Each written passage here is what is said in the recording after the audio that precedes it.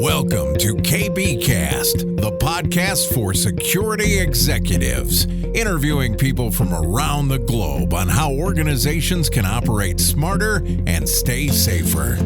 Here's Carissa Breen. I sat down with Sam Crowther, who is the CEO of Kasada, a firm which started off in Sydney, Australia, but has now spanned across the globe, and Sam himself is based out of New York City. I had an absolute blast speaking to Sam. His thoughts were unique on how he approaches the problems that exist around data scraping. Sam spoke how Kasada is helping defend organizations against this and how to prevent bot traffic from crawling a website and how they, as an organization, are combating these problems. If you're keen to learn more about Sam and Kasada, then this episode is for you, so keep on listening. Okay, so I'm really excited to have this conversation with you, Sam. When we first spoke, one, I know that you're an Aussie guy, so I really appreciate speaking to Aussie tech startup founders that have grown their business quite incredibly like yourself. So I'm keen to get you on to talk about what you guys at Kasada are actually doing. And I think what's really important about the conversation we're about to have today is talking about what's sort of happening in the market from a behavioral change and how people are buying online now, but then how you guys are protecting those types of companies that are selling their stuff online. So before we jump on into that, I'd love to start our podcast off with talking about you and your journey. So can you talk to our listeners about your career and how you ended up getting into what you're doing now?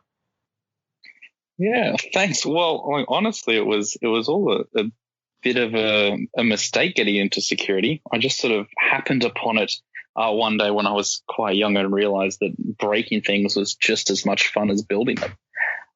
So very early on, I was actually fortunate enough to have the opportunity to work with one of the intelligence groups down in Canberra. So I was sort of in my later years of high school.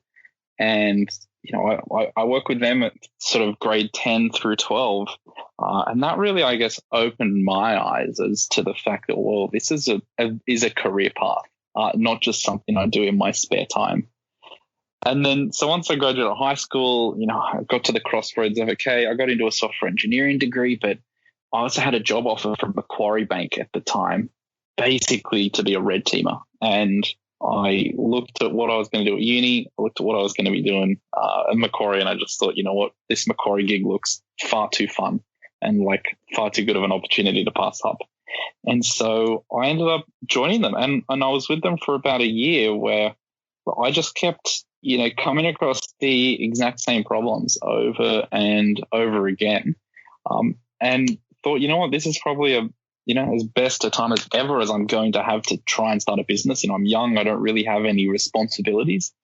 And so I left to do that. And then, you know, 4 years later, here we are. Wow. Okay. And how did you sort of come up with the genesis of what you're doing at Kasada now? Did that stem from just your experience at Macquarie, or is that something that's been sort of playing on your mind in the background and that sort of helped propel you to go down the entrepreneurial path? No, so it came from a few experiences. A big one was Macquarie. That was definitely the catalyst with the problems I was seeing there. And then also just problems I'd experienced in other personal projects. I realized I was sort of at my wit's end trying to find, you know, tools that could solve the problem of automation for me. And then I sort of thought maybe this is something worthwhile solving, had a crack, built a little prototype, and turns out it was a worthwhile problem to solve and could actually add a lot of value. Wow. Okay. Well, I'm really keen to dive on into that. And one of the areas I'd like to talk to you about today is even before COVID, as you know, that there was a behavioral change in people moving from in-store brick and mortar type of buying to buying online. And even more so now because people obviously couldn't go shopping and things were closed. But what I'd like to address is sort of the data scraping specifically from a pricing perspective. So can you explain to our listeners what this is and how it works? Yeah, so if we think about price scraping, what it is at its core is, automated catalog checking at the end of the day, right? Instead of going into a competitor's grocery store or physical shop and writing down all of the prices, it's an operation that's very, very scalable because it's carried out by machines. And what it comes down to at the end of the day is having machines, check your competitors' prices in near real time across, as many markets as you deem fit. And then using that generally to actually feed into your own pricing strategy, which is a whole nother can of worms. And so do you think that because of people now predominantly buying online, but because of COVID and recent times of people just naturally adopting to online shopping, has it increased? Yeah, so we have definitely seen an increase in that sort of activity, and particularly in areas which are quite amusing, particularly some of the items that were hoarded early on during the pandemic. We saw people that were scraping the prices for hand sanitizer and toilet paper. But it's definitely become more of a problem because I think this pandemic has shown people, or organizations at least, how truly valuable their online presences are, especially in a time where most companies cannot sell through brick and mortar. So all of a sudden they're exclusively relying on their digital channels. And for the most part, that is a price game. And it is important to at least be competitively priced, not necessarily a price leader, but in the realm of your competitors. So that sort of awareness from an organizational perspective has definitely ramped up both the intent on scraping others and understanding where their competitors are at, but then also, okay, well, I don't want the competitors to scrape me. So having them look at ways to prevent that for themselves. Would you say it's a fair assumption that a lot of people out there that are perhaps selling online aren't really aware that this is a thing that people are doing and how it actually impacts them? Yeah, so I think a lot of organizations are very much in this boat, and it makes sense because typically the way these bots work is they actually mimic legitimate human behavior. Right? It's very, very difficult to see it going on, right? And the age-old adage in security, you can't hope to protect yourself from something you can't see. Mm-hmm. And I think it also comes down to sort of a maturity journey for a lot of these organizations, given that many of them didn't start in this digital world. So there's still a lot of learning to be done. And as I say, I think now what this pandemic is accelerating is that learning and the understanding of how valuable information seemingly as simple as pricing can truly be to a competitor and to your own business. Would you be able to articulate some of the ramifications to an online retailer if this type of behavior were to continue, because perhaps they're not aware of it and now maybe they've heard this podcast, they're like, oh, I should get onto that. What would sort of happen if it just went by the wayside? Yeah, so there's a number of potential impacts, and I'll split them up into the business and then the technology. So from a business perspective, it actually, if you have near real time insights into how someone is pricing, you have a huge competitive advantage, especially because they have a sale, right? You can match that immediately. So there's actually real revenue to be lost, and we've seen this in a number of cases where as soon as one customer has a sale before using us, right, their competitors miraculously were at that same price or beating it. So huge revenue to be lost when you consider that, because a lot of comparison websites obviously rank by price. Mm-hmm. It also helps competitors to undermine and understand where you're moving next, right? If you think about an organization that's trying to break into a market, what better way to understand where the competitors in the market are now and where they may be moving by monitoring how their prices move over time as well. And then from a technology perspective, what tends to happen is these scrapers end up actually becoming such a substantial amount of that organization's e-commerce traffic, which may look great on paper, right? They may be like, wow, our numbers are up so substantially. Mm-hmm. When in reality, it's nothing that's going to add value and actually costs money, right? Especially in the day of, cloud computing, where you literally pay per visitor in a sense. And you also have the impact of real customers, because now if bots are consuming a huge amount of your resources, right, you can't serve your legitimate customers as quickly. So again, there's sort of more flow on impacts above and beyond just someone having some intellectual property of yours. Absolutely. One of the questions I'd like to sort of just ask to go a little bit deeper on that is, you've got big players out there, as we know. Do you think that they are at an unfair advantage because they're bigger, they've got more cash behind them to potentially take out some of these players that don't have the power to do that, or don't have the knowledge or the understanding about what's actually happening, and then they're sort of driving them out of a business? Do you think that that's a fair assumption to say? That's a very fair assumption, and we've seen this exact behavior occurring across our customer base, where organizations are facing that existential threat. Right, you have a very large external competitor breaking into a market that can afford to beat you, and so they do. And so, have you had a client come to you before, probably being naive to the fact that this has actually been the case? What's sort of been their response to you guys saying, well, actually, this is sort of what's gone down here? How people receive that information? I think it's a bit of a mixed bag, and it generally depends on which part of the business that they're from. So a good example, which happened somewhat recently, is we had an organization that knew they were being scraped. So they at least were mature in that sense. They had no idea who it was or how badly it was happening. They just, had an inkling that it was occurring. And so we went into production with them, and after a few weeks sort of did our end of deployment for a proof of concept report. And it turned out that more than 70% of all of the requests to load pages with pricing data were not human. I mean, so first of all, this knocked like the CTO and the head of security off their chairs, because they didn't expect to see numbers that high. They were obviously, very ecstatic. Hey, look, good, we've killed them. Then the marketing side had a bit of a different reaction, because they were like, well, now you've killed all our traffic and it makes us look bad. But then once we actually helped them dig into it, it was very clear to show, hey, your conversion rate is now through the roof, because the only people you're actually running analytics on are real humans.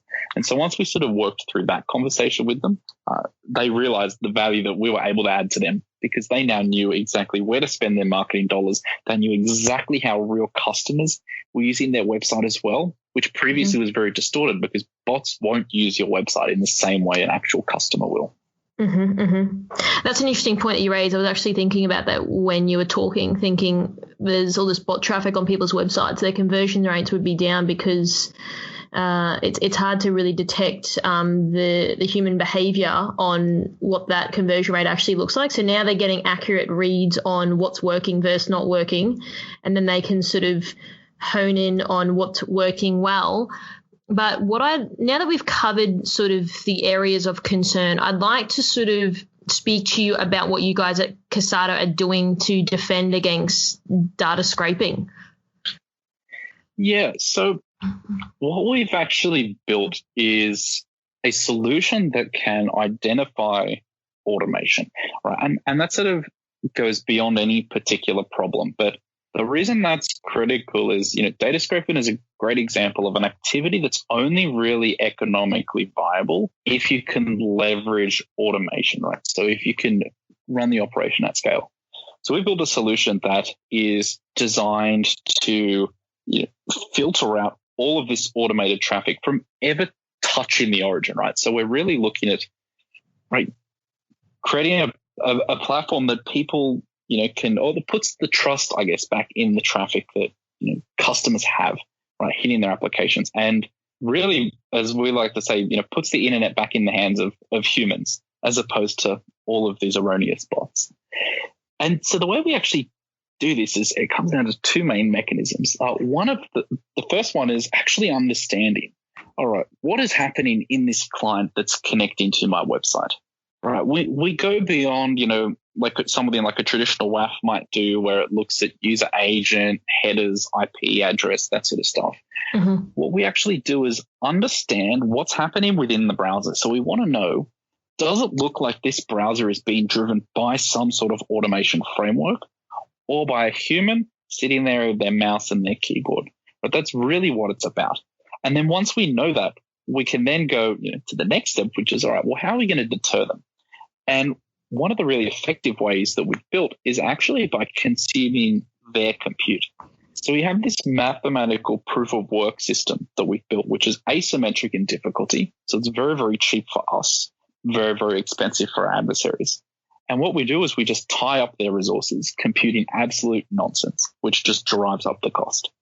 When you're talking about detecting specifically in a browser with a human versus a bot, can you talk about what the differences are, just so our listeners can understand like how you guys go about detecting that type of traffic? Yeah. So a really good example is, Leonard, let's take Chrome. There's and let's take, say, Puppeteer, which is an awesome framework for automating Chrome or Chromium. And typically it's used for front-end tests, right? So it has a very valid purpose. Now, on the surface, if someone's automating Chrome and someone's using Chrome legitimately on another screen, they look very much the same. Like they function very similarly, and from a HTTP layer, they're identical. But there's actually a few fundamental differences when you start to look a bit deeper, and that's because the automation framework needs to control the browser, right? And it uses a whole different way of interacting with it to do that. And so thanks to, so many hours of reverse engineering, both in the lab and in the wild, we've actually been able to figure out how exactly these connections occur and how exactly the automation frameworks interact and control the browsers, and subsequently how to detect them. And we've done it in a way that actually enables us to do it from the very first interaction. So before even the first page load occurs, which is really critical because if you're going to let even just one request through before you can profile something, from a data scraping perspective, you've really failed, because data scraping requires but one request to get through to be successful. We've sort of gone into now about how you guys are solving that problem. So the conversations you're having with your clients, how are you guaranteeing that these types of outcomes that you can get for your customers? Like, what does that conversation look like? Yeah, so it typically starts off with, all right, well, this is what we've seen in the same sort of vertical. But what we do above and beyond that is then once we're actually in production, showing them results, we're very transparent in terms of the data that we provide. So, we're more than happy for customers to interrogate all of the data from a logging perspective, from a reporting perspective that we give to make sure that our claims are real. But then also encourage them to have a crack at it, right? As a former red teamer, I think there's immense value in, putting your money where your mouth is, and the proof is in the pudding. And so that's the other part of it is we very much encourage customers, hey, hit it, do what you want, try and build a bot against it, just so you understand that it actually does what it says it does on the tin. So do they take you up on that offer, or is that common? They do, yes. Okay. It is, especially with our more technical customers, which is great. And it's always fun to watch their reaction.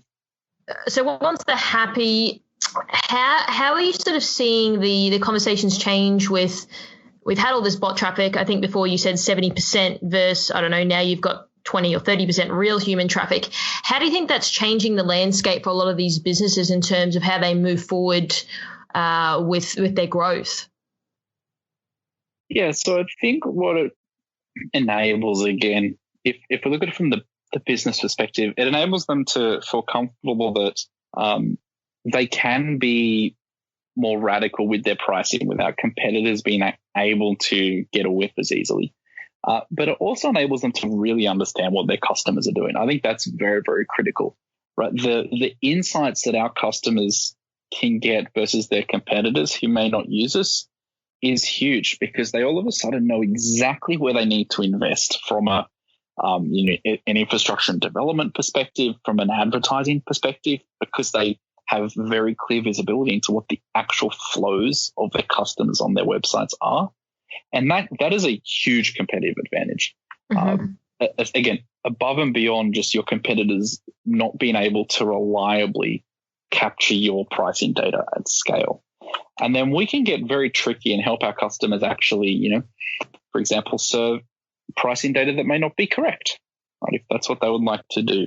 So working then to turn it around and just completely undermine the value of the data that someone may be trying to extract from them.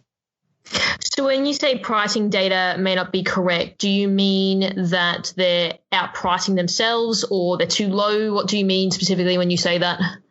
So, I mean, a good example might be, okay, if we want to have a sale, right, we know that a sale is going to last 24 hours, right? If we detect a bot coming to scrape the price of an object or a product that's on sale, instead of outright blocking it or, letting it see the new sale price, what if we just served it the price from before it was on sale?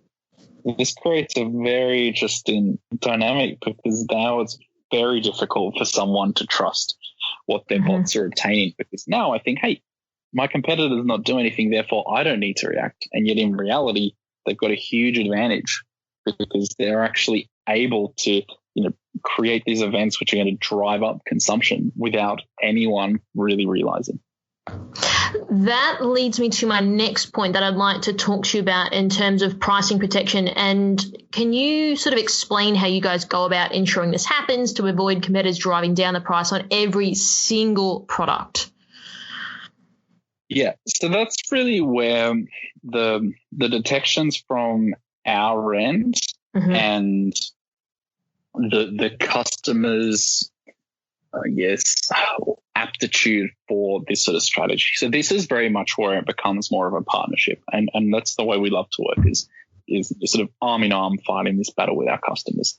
But so longer term, the view we take is, blocking is not super sustainable, right? Driving up the cost of running these bots is a good defense, but one of the best defenses we find is actually just toying with the data that someone gets, because even if you do it just once or twice, the psychological impact that has on someone where they no longer can trust the data that they're getting is huge. And again, the way we look at it is we're not really up against bots. We're up against the people at the other end, because bots are just a means to an end.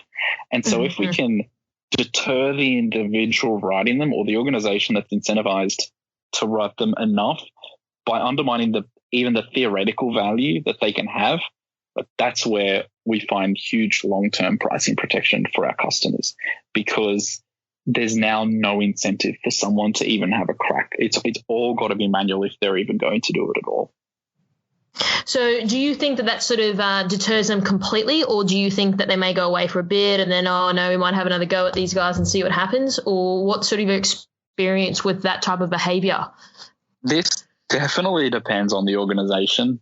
So some will give up completely, and then there are definitely a small few who keep having a crack every so often.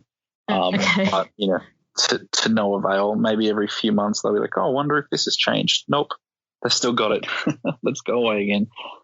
Is there any particular caliber of the people that are pretty persistent in coming back? Is it sort of predominantly a bigger player that are perhaps pretty keen on coming back, or is there sort of a trend? It definitely is those with more resources to throw at it and more to gain if it's successful. And do you think that, so you've got a big player that is coming back again to, game the system, let's call it that. Why do you think that they keep coming back anyway? Is the data that they'll get from scraping this particular smaller player, that is it really that worth it? Like, I'm just curious to see why someone would continue throwing money and resources at something that you've already sort of deterred. I'm just really curious in that sort of response on for someone to keep trying to penetrate something. Yeah, it really is. And it's for a few reasons. The first one being, if your strategy or your whole business strategy is cost leadership, right, then it's absolutely critical for your business to be the cost leader. But then for these much bigger players, their game is not necessarily to beat the smaller companies at everything. It's just to beat them at the items which they know people will purchase alongside other things, right, where they're going to make their margin. So a good example may be chargers for iPhones. And we saw this recently in an experiment that we ran where, an organization may be willing to take a loss on a charger for an iPhone, but they know full well that if they capture your business there, they're going to capture it in other areas, which will take it away from these smaller players, ultimately sending them out of business and then capturing even more of the market. And this has been a sort of pretty well documented strategy for certain big organizations where they destroy the market by winning on a few items which all of a sudden bring a plethora of new customers to their platform instead of someone else's, and then they sink the other ship. Do you see, is there a trend in these types of items? So you mentioned an iPhone charger. What are the sort of other items that they're prepared to sort of take a hit on versus they know that they can win on? Are you seeing trends in that space? Yeah, so I mean, there's a few, like, it's surprising, like paper goods are ones where they might make a lot of money. It really depends, though. Again, and the reason it depends is because they're so good at capturing so much pricing information. So they will, again, and it's pretty well documented that Amazon actually have a very special tool that anyone selling on their platform can use, where you click a checkbox, and what it does, I think it's called a competitive pricing collector or something. Basically what it does is it analyzes everyone and then puts you a cent lower. So all of a sudden you show up first in all of the Google searches, all of the price comparison websites, any other way someone may be shopping. And so now someone's on my website, bought one thing from me, which we may have decided, okay, look, it's worth taking a loss on that because we want to put X out of business, or that type of company out of business. And then we'll get them on other resources, which, they could have potentially gone to another shop for, but now they're here, they're going to buy it with us anyway. And I guess when you say 1 cent, it's not like they're taking off 10 cents per each individual item. So they're not really losing that much, but I guess the gain from doing that is substantial, I'm assuming. Exactly. Yeah, that's all they literally need to do is just a 1 cent difference means they rank higher than everyone. And the value of ranking higher in all of these online comparison sites in Google and whatnot is immense, because who doesn't click the first link, right? And the cheapest one when, you go order by price. Even 1 cent price. though? But it's the fact that you appear above in the list. So when someone does the order lower to highest, you are first. And so I think that's what the value of that is, what they truly understand. So are you concerned in your experience of working in this space that what's sort of going to be the future? Okay, so let's talk at technology products, for example. Now, in Australia, as you're well aware of, there are companies out there that will price match to online. Where do you sort of see the future of these sort of companies? Do you think that there's not really much of a future, these brick and mortar stores versus the online sort of retailers, because they are buying, I would say, relatively commoditized product. It's nothing too bespoke. So I'm curious to see what's sort of going to happen in the future. Yeah. Now I think there's always going to be a place for brick and mortar. Like that's an experience, right? That some people like. And I think particularly for more high-end luxury goods, it makes more sense because that's an experience someone wants if they're going to spend $20,000. But you're right. For these more commoditized consumer products, I think that's going to end up online very quickly as well. I think in the last few years, there's been a relatively steady adoption of the sort of e-commerce sales as a percentage of retail sales. I think the numbers in the US sort of in the late 2009, 2010, about 6% of all e-commerce sales were online. Of all retail sales were online. Then you look sort of 2018, 2019, it was about 15%. In the first 8 weeks of COVID, it rose to 27%. So we had more growth in 8 weeks than we had in 10 years prior. That's nuts. And I think, it's insane. And if I look sort of anecdotally around, my family, my grandparents who are now using online shopping services, and people who previously never would have, now realizing how truly easy it is and how much sense it makes and why they even shopped the other way for so long.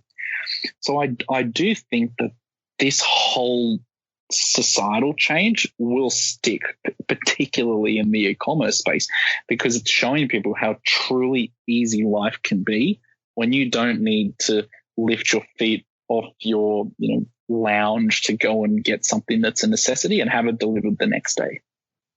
So there are companies out there, they have a brick and mortar store, but they're also online. Do you think that over time the evolution that will be companies who are brick and mortar will just be that'll abolish the whole theory of going into a shop and they'll just purely be selling online? Or do you think that this sort of approach to being brick and mortar but also online will still be there, but it'll just won't be as prominent as it is like today? Yeah, I think retail space will shrink substantially because I don't think people realize it's not as necessary. You can give the customers better prices shopping online if that's something you want to do. You can also optimize your business better if everything's online. Like, that's just the reality. It's far more efficient to sell online than to try and manage these stores. What'll also be interesting to see how this is affected is rules and regulations that come in post-COVID. Right, we've not yet seen the end of that and how governments are going to regulate things like stores going forward. Well, we know how they're doing it now, but I do think if there are material impacts to the regulations on how many people could be in a shop at once or not going forward, that will exacerbate this even more. That's really interesting. One of the things that the question I'm going to ask you next, which is, I think, incredibly important, because I'd like to understand that is your technology only relevant for commoditized products with the same SKU numbers, like you said before, headphones, phone chargers, that are commoditized in terms of where you can buy them? Or can what you guys do be more effective for high-end retailers who perhaps have more bespoke products, like fashion retailers, for example? Yes. So it's very applicable to both. And we actually work across all sorts. So we do your more traditional online retail who are selling the commoditized goods. We also work with some high-end luxury brands. And, and the reason being as well, let's take, maybe there's two Italian designers, right, who, let's say they both sell bags. The reality is, whilst pricing doesn't play as much into it, as sort of a buyer's decision, it is much more the brand. There is still power in that, right? There is power in understanding, okay, what is my competitor doing? Because that help from at least understanding how they price can actually help companies understand markets the competitor may be going after. And, that could be an opportunity for me as another designer to have a crack at that as well. It's at that level, it's really about understanding your competitors or preventing your competitors from having as much of a finger on the pulse, so to speak, of your business as possible. That's really interesting. There was a guy I spoke to years ago now, like maybe 3 years ago, and I remember him sitting down. He was friends with another friend of mine, and he was saying that he had this online sort of store for headphones and stuff like that. And he was just saying, like, I'm losing so much money. And I was like, yeah, because people can just look up the SKU number and then search where it's cheaper. Like, there's no real reason in terms, if your store's 20% more expensive, which I think it may have been at the time, why would anyone do that? And so wouldn't it sort of be common sense that people would be thinking that I either have to price match other players out there, or people aren't that loyal when it comes to commoditized products, as you're probably well aware of. So where do you sort of see that? Where do you sort of see that moving? Because you've got high-end designers that people are loyal to these brands because of how they position them in society, for example, like a handbag, which I'm very well aware of. But what do you sort of think for these other stores that are perhaps just, I think they'll end up just phasing out because they can't compete? Yeah, I think that's what it comes down to is it's really adapt or die. And I think anyone who's just selling purely commoditized goods at the moment is probably going to struggle severely going forwards. I do really believe that, protecting at least just the pricing data and the items that you're selling is very valuable, because it also lets you make moves, right? So like, let's say you're purely just selling electronics and you decide, okay, I'm going to move into a new market. Now, if you can prevent your competitor from figuring out that you've moved into a new market automatically, right, again, that may give you a week's advantage before they can even think about reacting, versus the moment you start selling something new, them going, okay, look, well, now let's try and counter it. So I think it really comes back to, putting up a smoke screen around your business, because it is truly unbelievable what you can learn from a company just by understanding both pricing and inventory, right? Like if you can scrape someone at a high enough rate where you can watch prices change in real time, which more or less, sometimes will actually occur, based on world events, but then also, sort of how much inventory they've got and whatnot, you can really understand, reverse engineer at least their strategy, which is really scary if you think about it from your own business. What do you think are some of the insights that you're deriving from analyzing someone's pricing or inventory strategy? Yeah, so a good example there's a few. So let's take the first one, which is investments. This is something that we've seen pop up more and more recently. When you can scrape someone's inventory and pricing through their website at a high enough rate, you can actually reverse engineer earnings. That lets you play the stock market. That's a big no-no. So we've seen this done a few times. It's not a difficult thing to do. There's a pretty sophisticated industry around it called alternative data sources, right? But now all of a sudden, you know exactly what someone is going to earn well before they announce it. So you could long the market, long that stock or short that stock or whatever it may be. Similarly, if your competitor can figure that out, especially if you're a private company, that's pretty valuable intel. It also lets them figure out, okay, well, what are you betting on? Like, what do you think you're going to sell lots of? What is something that is a very popular item? So how could I potentially hurt you the most by trying to steal that away from you? Yeah, for example, right? Like let's take the iPhone chargers. It's a small example, but if I see, okay, competitor X, who I know is a sort of a e-commerce retailer who sells mostly electronics and never tends to have too many of one thing, but is really stocked up on iPhone chargers lately. So clearly they've invested a lot.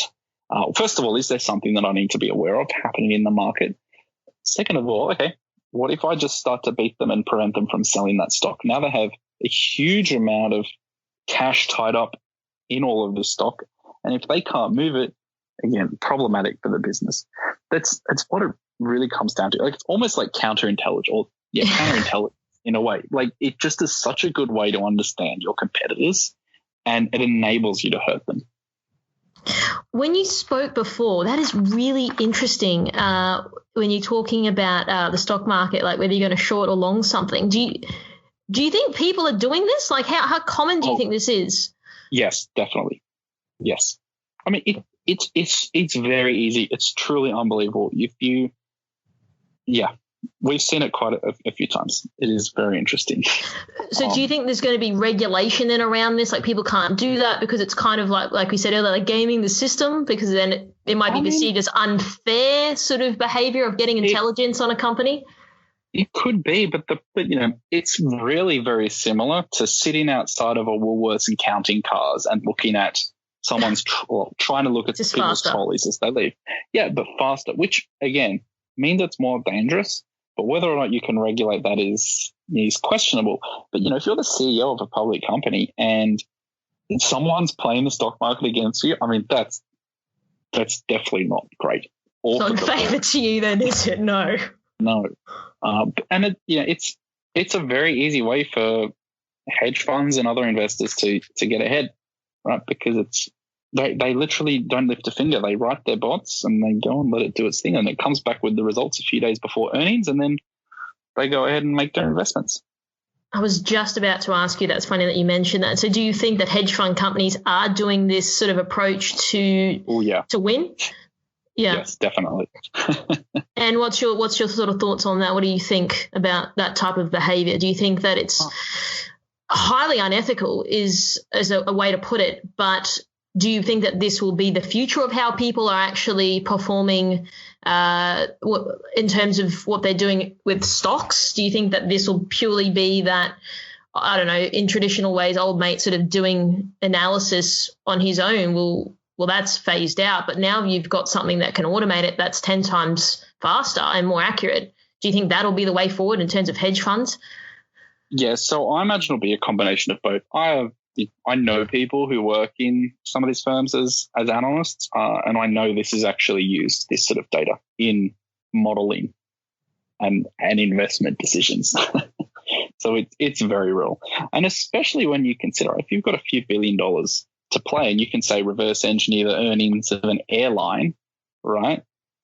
Yeah, you only need to tie that up for a few days if you're going to short it or long it, and then it's off your books and you've made a big profit. Wow. So how are people not deeming this as, I know it's not insider trading, I know it's not that, but it kind of feels like that, right? Yeah, it does. It's an unfair advantage, but the reality is, anyone could do it. That's the thing. Like it's not like it is publicly available information technically. They're just obtaining enough of it at scale to use then deductive reasoning or deductive logic to understand what's going on. Yeah. A good example, like very practical example, is with airlines, right? You know how when you go to book a ticket, it'll show you all the seats that are available and their prices. So if you request that every second, let's say, on a given airplane, every time a seat vanishes, you know the last price of the seat. So you add it to, okay, they've booked this revenue. And that's literally the whole operation, just at immense scale. So what do you sort of think then is the future then of the airline industry because of this? And obviously because of COVID, people not traveling. Like, do you think this will have huge ramifications now? I mean, I am definitely no expert in this sort of area from and commenting on an industry perspective. But I think this whole shift in general will mean that these sort of tactics are even more important, just as they are from like a competitive standpoint. I think people are going to realize more than ever now they can get a better picture of someone's revenue through this sort of mechanism to make these sort of investment decisions. Wow, this is absolutely wild. So, Sam, I have absolutely loved this interview. I think that you have provided our listeners with so much insight about the market in general, what you guys do at Kasada, but also some tactics out there that may be deemed highly unethical. So I think that you've given so much knowledge and insight.